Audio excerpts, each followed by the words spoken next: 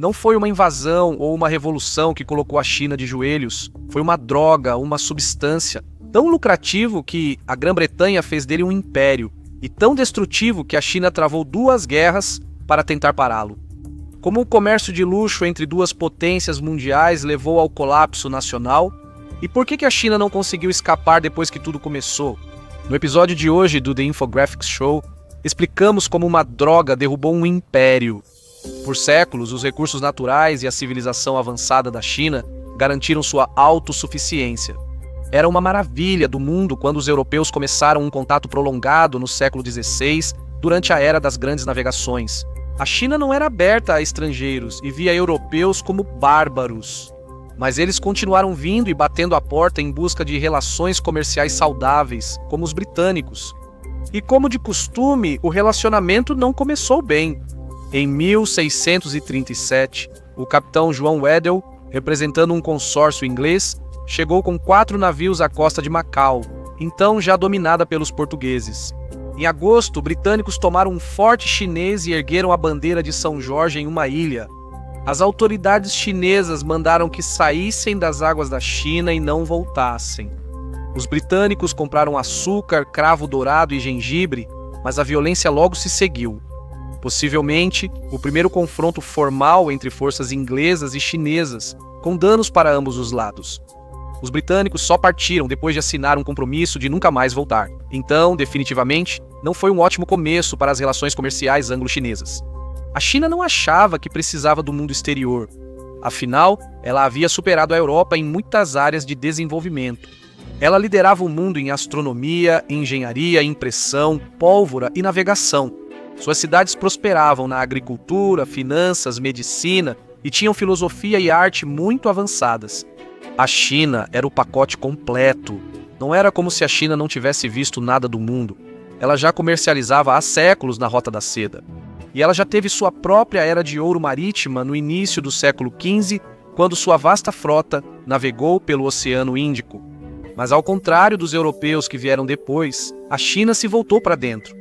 Assim como os japoneses no século XVII, que também desconfiavam dos ocidentais e das bíblias, ela se isolou. As políticas Haijin restringiram o comércio marítimo privado. No século XVIII, o chamado sistema de Cantão permitia o contato com o Ocidente, mas era severamente limitado. Isso gerou ressentimento entre comerciantes chineses que queriam lucrar. Quem não teve o privilégio de nascer entre funcionários letrados. Alguns se tornaram contrabandistas, negociando com navios estrangeiros à noite. Os britânicos ficaram indignados. Eles se viam como defensores do livre comércio. Discípulos de Adam Smith, o economista escocês que praticamente escreveu o Manual do Capitalismo Global, a China era extremamente rica. Então, por que ela não queria cooperar? No século XVII, ela e a Índia somavam cerca de 2/3 do produto interno bruto mundial. Em 1820, a Índia perdeu participação, mas a China mantinha cerca de 30%. A economia da China era muito maior que a da Grã-Bretanha, embora esta fosse a nação mais industrializada da Europa. Quanto aos Estados Unidos, era apenas um ponto no cenário econômico. A economia da China era cerca de 20 vezes maior. Para esses ocidentais pró-comércio, o isolacionismo da China era quase criminoso, nem permitia europeus no continente, forçando comerciantes a permanecerem em armazéns em Cantão e negando-lhes escolas de chinês. Eles restringiam o contato com chineses comuns e só autorizavam o comércio em épocas específicas e sob forte supervisão. Era como ser um pária, mas não era surpreendente que a China estivesse observando as mudanças acontecendo pela Ásia. Os britânicos dominavam grandes áreas da Índia e ampliavam o controle na Malásia. Os holandeses ocuparam a Indonésia, enquanto navios ocidentais surgiam nas costas de Mianmar e Vietnã. O velho mundo mudava, dividido por impérios que pregavam livre comércio, mas negociavam sob a mira de canhões.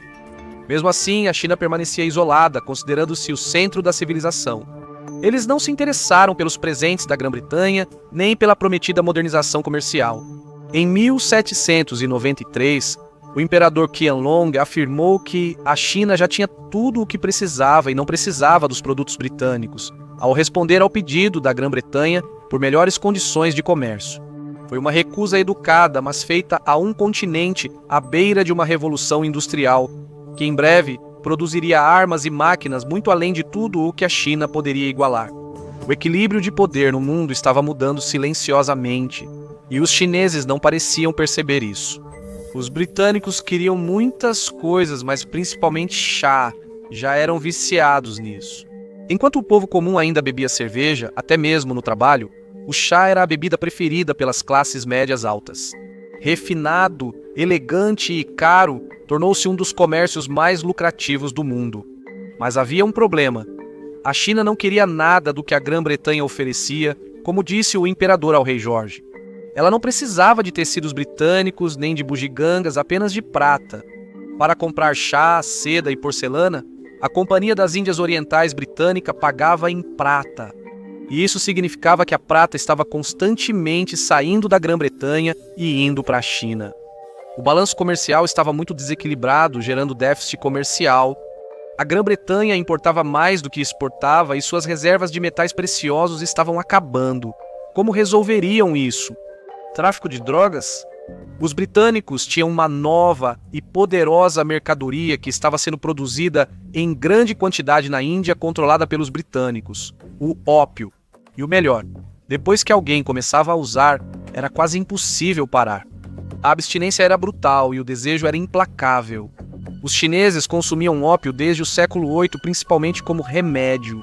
Era um alívio de dor muito necessário durante cirurgias, ou talvez até mesmo na morte, pela tortura dos 1000 cortes. A ideia da Grã-Bretanha era inundar a China com a droga, e o déficit comercial não pareceria tão injusto. Claro, essa era a era do iluminismo, e não passou despercebido que tentar viciar uma nação em drogas talvez fosse um pouco antiético. Muitos na Grã-Bretanha eram contra isso. O liberal e futuro primeiro-ministro William Gladstone afirmou ao parlamento que era uma vergonha. Mas para a grande parte da nobreza, para as muitas empresas envolvidas e seus investidores, foi a tempestade perfeita. O que começou como um luxo dos ricos e instruídos com xícaras de chá da China, logo se espalhou por toda a sociedade. Em 1796, o imperador proibiu importações, mas não funcionou.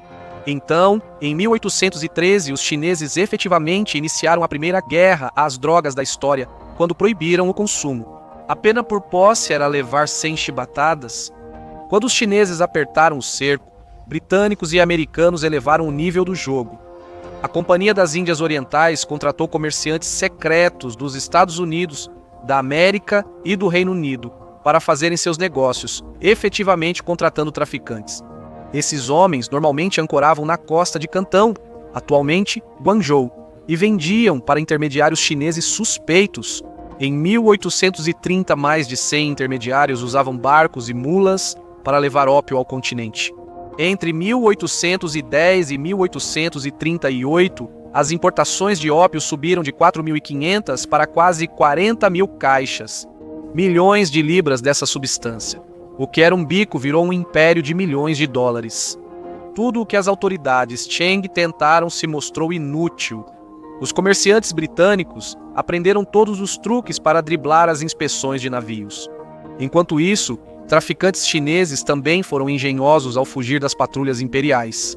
Estima-se que 30% da população chinesa, de camponeses a estudiosos, tornou-se viciada no ópio britânico. As autoridades chinesas começaram a invadir os antros de ópio e a punir os usuários. Quando um terço do país se viciou, prender todos ficou inviável, levando as autoridades a buscar outra abordagem. Alguns sugeriram legalizar e taxar o ópio para aumentar o preço, reduzir a demanda e gerar receita para o tesouro. Mas os moralistas venceram o debate, aqueles que argumentavam que o vício era puro mal. Destruía famílias, corrompia a sociedade, deixava camponeses preguiçosos, estudantes distraídos e soldados fracos. Eles podem ter estado certos, mas olhando para trás, a solução do outro lado talvez tivesse sido muito melhor a longo prazo. Apesar de prender cerca de 1.600 traficantes chineses e destruir milhares de cachimbos de ópio, as taxas de dependência pouco mudaram. O negócio era lucrativo demais para ficar de fora. Em 1839, a Grã-Bretanha vendia ópio suficiente para cobrir o custo do chá importado. A China, outrora magnífica, apesar de corrupção e disputas entre a elite, enlouquecia. A sociedade era destruída internamente. O imperador Daoguang ordenou ao oficial Lin Zexu que tomasse providências. E desta vez, para apelar diretamente à coroa britânica, Lin enviou uma carta à Rainha Vitória pedindo que cessasse o comércio venenoso que devasta seu país. Ele afirmou que, se isso continuasse, a China não teria mais exército para se defender dos invasores. A carta nunca chegou a ela. Mesmo que tivesse chegado, não faria diferença. Era dinheiro demais envolvido. Alguns britânicos que viram os danos criticaram. O tema gerou debate público. A maioria achava o comércio imoral e queria seu fim. Ou, pelo menos, o crescente comércio internacional de entorpecentes precisava ser regulamentado. De volta à China, a carta e as repressões não tiveram efeito. A China, frustrada e desrespeitada pelo desprezo britânico às suas leis e cultura, tomou uma medida drástica. Eles colocaram Cantão em quarentena, apreendendo mais de 26 milhões de libras da droga. Eles destruíram toda a fortuna em ópio de uma nação que acabara de construir navios de guerra avançados. Charles Elliot, chefe superintendente do comércio britânico na China, percebeu a aproximação da guerra e sabia que algo precisava mudar. Ele afirmou que investidores e traficantes britânicos em Londres deveriam ser compensados, mas nada foi feito. Políticos britânicos, vendo a recusa da China em abrir mercados como insulto ao livre comércio, passaram a cogitar o uso da força. Era uma indignação moral, algo que homens civilizados não deveriam fazer. Por trás da indignação, alguns viam chance de ir à guerra e mostrar quem tinha o poder. Em agosto de 1839, após 2 marinheiros britânicos matarem um chinês em uma briga, Lin Seisu impôs embargo alimentar a 60 navios britânicos perto de Kowloon. Os britânicos se recusaram a entregar os culpados, o que Lin considerou uma violação flagrante da soberania da China. Em setembro, começaram os primeiros tiros da Guerra do Ópio, com navios britânicos enfrentando e expulsando os juncos chineses. Após uma breve escaramuça, os britânicos conseguiram seus suprimentos, mas os relatos que chegaram a Pequim contavam uma história bem diferente.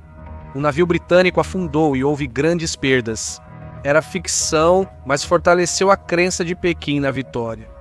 Na época, a sociedade chinesa era muito hierarquizada e funcionários frequentemente diziam aos chefes o que eles queriam ouvir.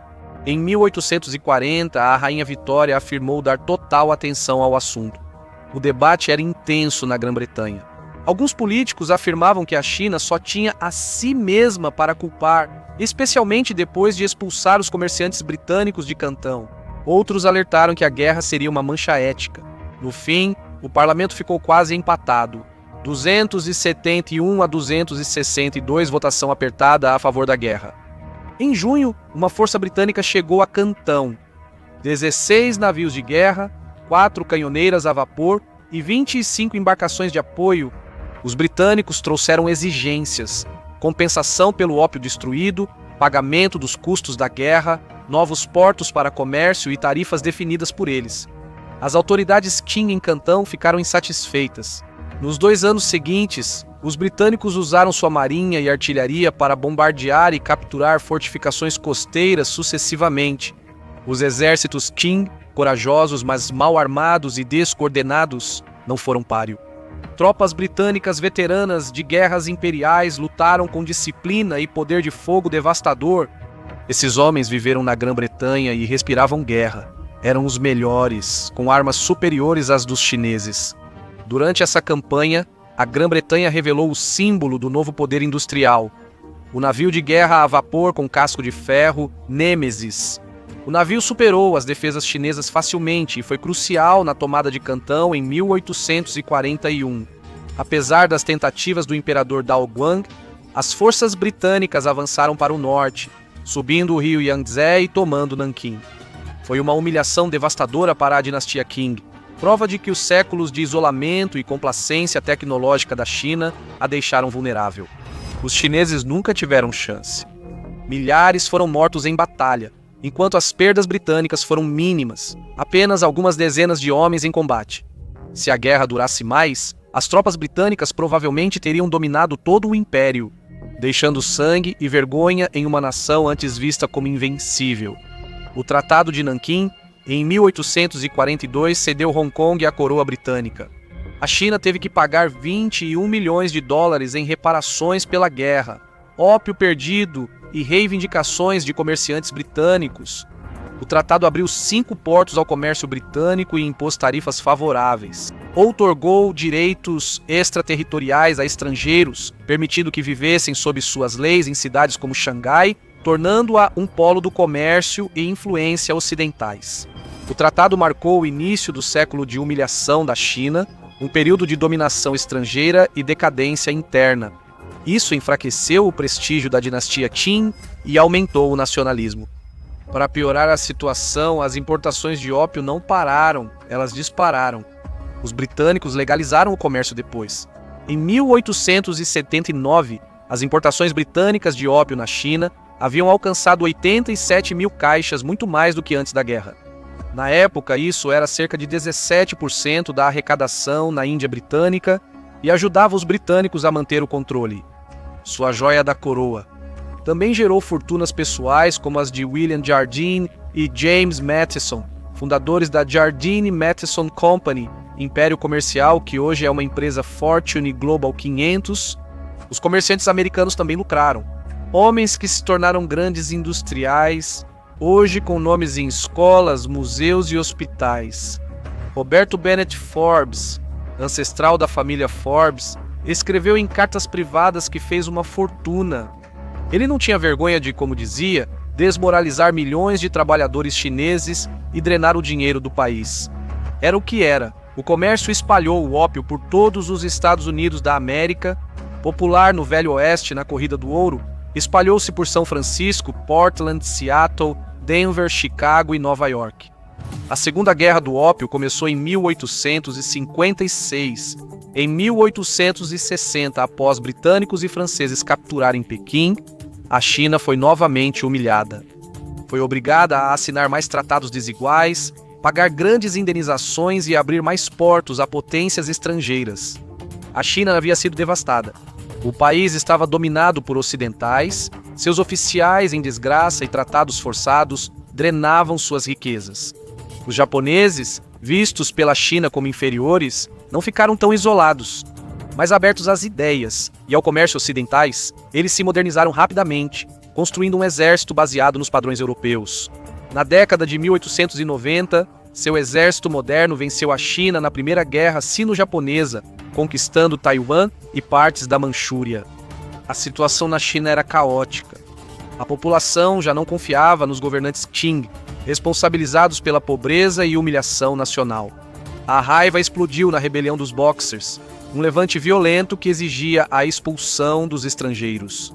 Aproximadamente 32 mil cristãos chineses foram massacrados, alguns enterrados vivos, e cerca de 200 missionários e oficiais ocidentais mortos. Isso deu às potências estrangeiras uma nova desculpa para intervir. Uma aliança de tropas da Grã-Bretanha, dos Estados Unidos, da Áustria-Hungria, da França, da Alemanha, da Itália, do Japão e da Rússia invadiu a China. Em Pequim, multidões enormes se reuniram apoiando o governo e exigindo a expulsão dos estrangeiros. Alguns oficiais Qing os apoiaram secretamente. Outros temiam um desastre. Os chamados Boxers, antes acreditava-se que possuíam poderes místicos que os tornavam à prova de balas, eram na maioria apenas camponeses desesperados, homens pobres e mal armados, reagindo com violência. Em um país destruído, a China foi dividida.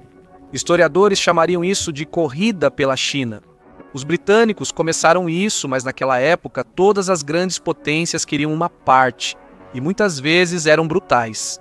Quando os chineses protestaram contra as ferrovias alemãs, os alemães atiraram neles a sangue frio, mesmo com missionários pregando Jesus aos selvagens.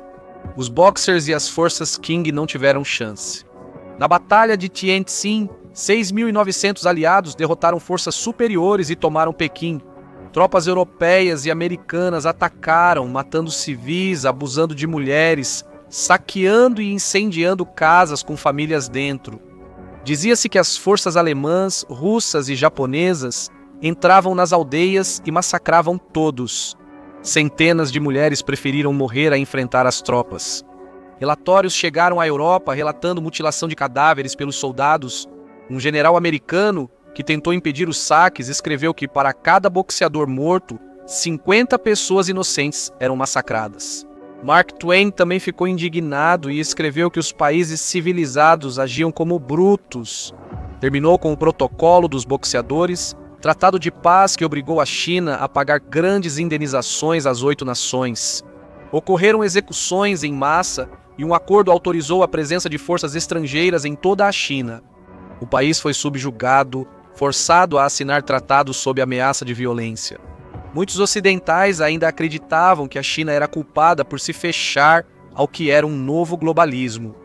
Mas o século de humilhação ainda não tinha acabado. Após a Primeira Guerra Mundial, a China enviou homens à Europa para ajudar os aliados, esperando ganhar respeito internacional. Mas quando os aliados ignoraram o pedido da China, por autodeterminação, e entregaram seus territórios ao Japão, a traição foi profunda. Isso aumentou a raiva contra o imperialismo ocidental e impulsionou movimentos nacionalistas e revolucionários que mudariam o futuro da China. As décadas de 1930 e 1940 trouxeram mais sofrimento. A China sofreu muito na Segunda Guerra Mundial, com milhões massacrados pelos japoneses que cometeram graves crimes de guerra, especialmente contra mulheres. A China venceu a guerra, mas em 1949 tornou-se novamente inimiga do Ocidente. Quando Mao Tse-tung venceu os nacionalistas na Revolução Comunista Chinesa, disse ao povo, nunca mais. Mas sua determinação em industrializar a China a todo custo, por meio do grande salto adiante, resultou em uma catástrofe. Milhões, talvez dezenas de milhões morreram em uma das maiores fomes da história. Muitos cidadãos foram mortos a golpes ou executados, com arquivos chineses revelando brutalidade extrema, incluindo canibalismo. Depois, na Revolução Cultural de Mao, ele consolidou seu culto à personalidade. Milhões também foram mortos, frequentemente por estudantes ideológicos dispostos a causar sofrimento para mostrar sua virtude revolucionária. Mas das cinzas de uma política fracassada, surgiu um grande estadista chinês. Deng Xiaoping abriu a China ao mundo com a política de portas abertas em 1978, aderindo ao comércio internacional, mas mantendo seu modelo de governo. Capitalismo com limites comunistas à fala e expressão, às vezes brutais, mas não como antes. Economicamente e psicologicamente, a China se rejuvenesceu e deixou de ser o doente da Ásia. Após as políticas de Xiaoping, cerca de 850 milhões de pessoas saíram da pobreza nas décadas seguintes. O padrão de vida aumentou e a assistência médica melhorou. O país alcançou o que os economistas chamam de maior milagre econômico da história moderna. Em 1997, Hong Kong voltou à China, e hoje a iniciativa do Cinturão e Rota cobre mais de 3/4 do mundo. A Guerra do Ópio é pouco mencionada em salas de aula ocidentais, inclusive na Grã-Bretanha, mas na China ainda é uma cicatriz dolorosa. Ela define como a nação se vê e vê o mundo. Quando o presidente Xi Jinping invoca a diplomacia do guerreiro lobo, isso ecoa em uma população marcada pela humilhação de seus antepassados por potências estrangeiras. Quando o país foi, entre aspas, lançado em grande sofrimento, a China afirmou que suas forças armadas nunca mais ficarão para trás. A verdadeira questão agora é se ela vai manter sua política de não intervenção ou começar a projetar seu poder muito além de suas fronteiras. Os Estados Unidos da América duvidam que ela ficará à margem, e a história mostra que grandes potências raramente o fazem ao ascender.